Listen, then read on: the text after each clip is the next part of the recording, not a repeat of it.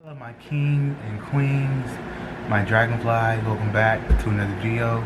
If you're new, welcome to my channel. My name is Jai, and we're back with Mr. Nightmare. This is Disturbing Mysteries, still unsolved 2022. Sit back, relax, get your snacks, and like I said, we're down for scary videos because it is Halloween season around here, okay? Yeah, so sit back, relax, get your snacks. But for real, let's get it.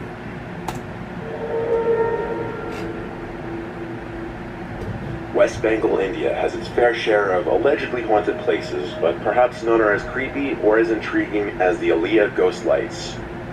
In the swampy marshes of West Bengal, there have been many sightings of these lights called Aliyah or jack-o'-lantern. They're described to be a flickering ball of light that emerges usually in the marshy regions of West Bengal and Bangladesh, and they've been attributed to being the cause of death of many fishermen. The fishermen community of the area have often spotted these unexplainable lights, and many believe that some of the fishermen were so transfixed after seeing the Aliyah light that they followed it and drowned. It's also believed by many in the area that these lights are the spirits of dead fishermen who lost their lives fishing in the marshes. These lights at times confuse the fishermen, causing them to fall in the water and drown, but also at other times, they may help guide them and prevent them from getting into danger. At least that's what locals believe.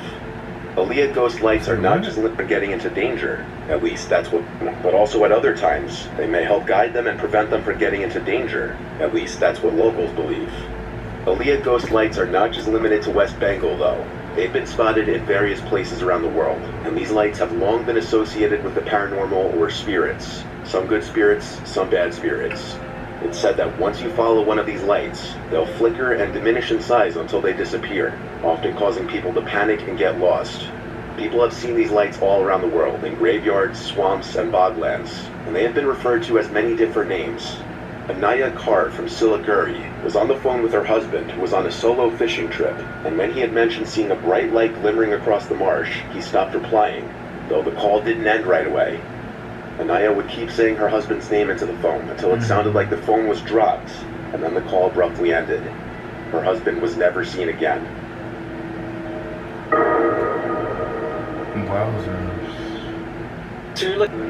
My first line was, in 2014, taxi drivers in Ibadan, Nigeria were starting to disappear. And while there was no outward evidence of any sort of foul play at first, people started to become suspicious when more and more people would disappear and mysterious-looking strangers would be lurking the area. Police were notified of the disappearances, but reportedly were uncooperative, refusing to investigate further and saying that the men had likely just run off. As the disappearances continued in the area, there was still no official response until a motorcyclist riding down a highway claimed that he had heard some crying out for help from the forest. On March 22, 2014, police finally went about investigating the forest, where they would stumble across a literal house of horrors. There, tucked away in the trees, was a seemingly abandoned building from which emanated a vile stench. Upon entering the building, they were met with countless decomposed human corpses, most of which had been bound with chains. As the search of the place continued, police began turning up other human remains in the surrounding area, many of them having been butchered and missing limbs, some of them even still bound with chains. There were also numerous human remains found scattered in the surrounding woods, stuffed within bushes, in the nooks of trees, or dumped into holes in the ground or into caves. The corpses and remains were in various states of decomposition, many of them missing limbs or internal organs. In total, over 20 decomposed human bodies and hundreds of human skulls were found in the forest, and there was a separate building full of only personal belongings of the victims, including licenses, clothing, and even children's toys. 15 people were rescued who were chained up in captivity, all severely malnourished. When police interviewed them, in most cases they could not identify the people who had taken them, but they described that they had been kidnapped, tortured, and kept in shackles with once-a-week feedings. However, a few claimed that the men who kidnapped them had been government officials, or at least were posing as them. The answers as to what exactly happened here have not been made completely clear, and it's unknown who took these people or where they went. And while some arrests were made, no one has been officially charged with any of it. On January 2nd, 2000, Zed Wayne Quinn went missing in Asheville, North Carolina. Zeb was 18 years old and working at a local Walmart in the electronics section when he disappeared after finishing his shift. Cool. At around 9 p.m., he had plans to travel a moderate distance with his coworker Robert Jason Owens to buy a new car. Zeb met Robert in the Walmart parking lot before they drove separately to look at the vehicle. At nighttime? The two men were seen on surveillance footage at a nearby gas station at approximately 9:15 p.m. purchasing sodas at a convenience store. According to Robert, after leaving the gas station, Zeb signaled for him to pull over by flashing his headlights. Zeb told him that he had received a page and needed to return the call. After he returned from using a payphone, Robert described Zeb as frantic and nervous. Zeb told him that he needed to cancel their plans to view the car, and he eventually sped off, rear-ending Robert's truck in the process. Hours later, Robert was treated at a hospital for fractured ribs and a head injury that he claimed was due to a second car accident that same evening. No accident report was ever filed with police. The following afternoon, Zeb's mother Denise filed a missing persons report. 2 days after he was last seen, a man claiming to be Zeb placed a phone call to the Walmart where he worked. The man told Zeb's coworker that he would not be coming to work due to coming down with a fever, but the coworker recognized that the voice was not Zeb's.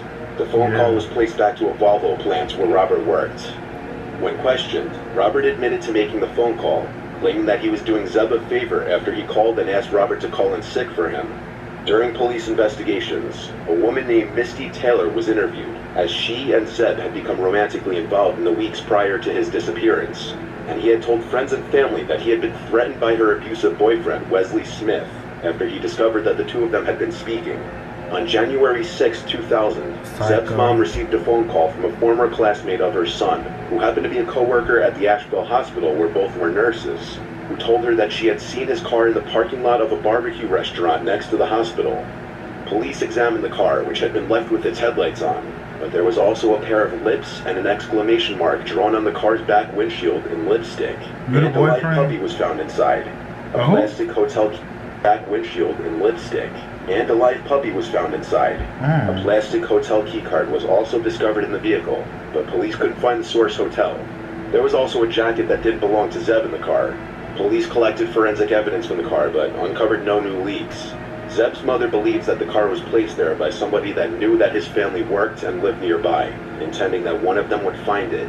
A couple later called police to report that they had seen Zeb's car being driven in downtown Asheville before it was parked at the restaurant, and assisted police in producing a composite image of the person driving the car. Police later noted that the sketch looked identical to Misty Taylor.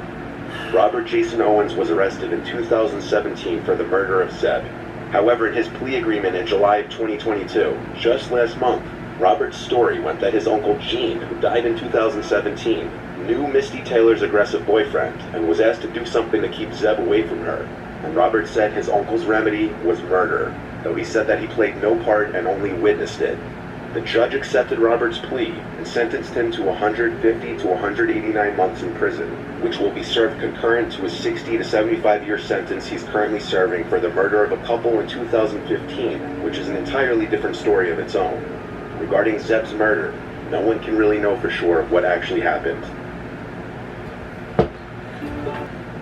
It seems that Robert did Zeb a favor by doing something because he knew the boyfriend was coming.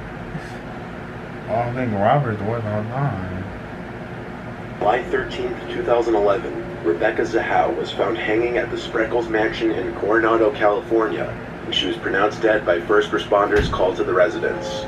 Rebecca's body was found nude, bound, and gagged. Her death occurred 2 days after 6-year-old Max Shackney, the son of her boyfriend Jonah responders called to the residence.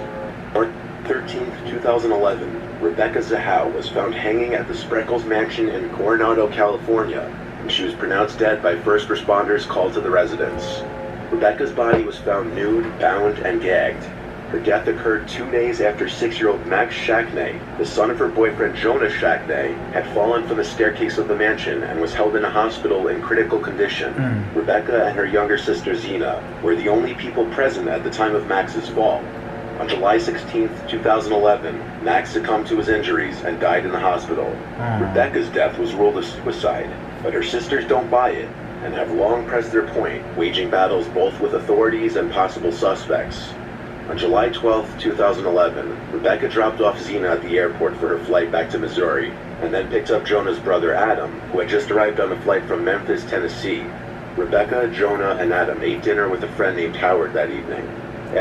Multiple suspects.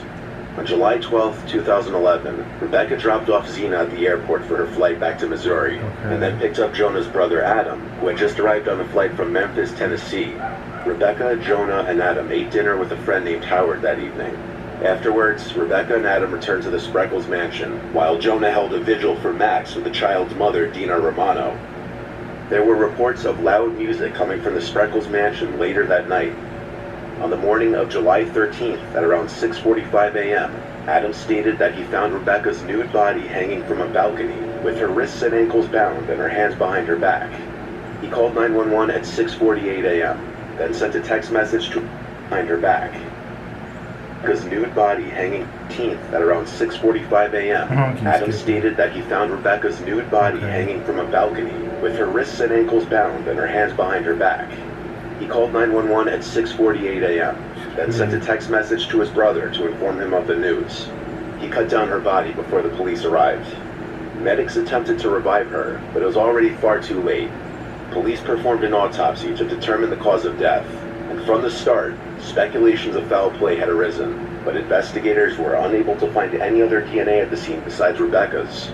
The San Diego Sheriff's Department formally announced their finding that Rebecca had committed suicide. But her family wasn't happy about that, and they were firm on their belief that she did not commit suicide. Family and friends looked at Adam Shackney, Jonah's brother, as a prime suspect, as he was alone in the house with Rebecca during her hanging, and it could have been a revenge killing for the accidental death of his nephew while he was under Rebecca's watch. For 7 years, Rebecca's sisters had to fight to make it known she didn't commit suicide, and eventually it paid off. In 2018, a jury in San Diego found Adam Shackney responsible for the hanging death of Rebecca after a month-long civil trial. Rebecca's family was awarded more than $5 million for loss of companionship. The 12-member jury found Shackney responsible for her death in a 9-3 vote. The majority agreed Adam touched Rebecca with intent to harm her before her death, and the touching caused her death. The court never awarded any punitive damages. Because this was a civil trial, Adam didn't face any criminal charges and cannot be sentenced to prison. Regardless of the civil suit, the findings by police allegedly pointed at Jonah and Adam being innocent and Rebecca's death being a suicide. But the biggest flaw in that would be the way in which Rebecca's body was found hanging, bound and gagged. It's not something somebody would do to themselves. Still, what really happened may never be known for sure. That's a lot. That's definitely a lot. Wow, that was sort of pretty creepy. So that was disturbing, mysterious stuff. These people were crazy. There's a whole lot on that story. Releasing your music should be a... The family's doing great. Just sending nothing but love and comfort as always. Yeah, people can be so shady. You never know who people are at the end of the day. You just never know. So yeah, when you guys tuning into this video, be sure to have an awesome, positive day. Stay grateful, stay blessed, and check out my music and all wonderful stuff. Like, comment, subscribe, share, and until next time, stay grateful, stay blessed, and until next time, you guys.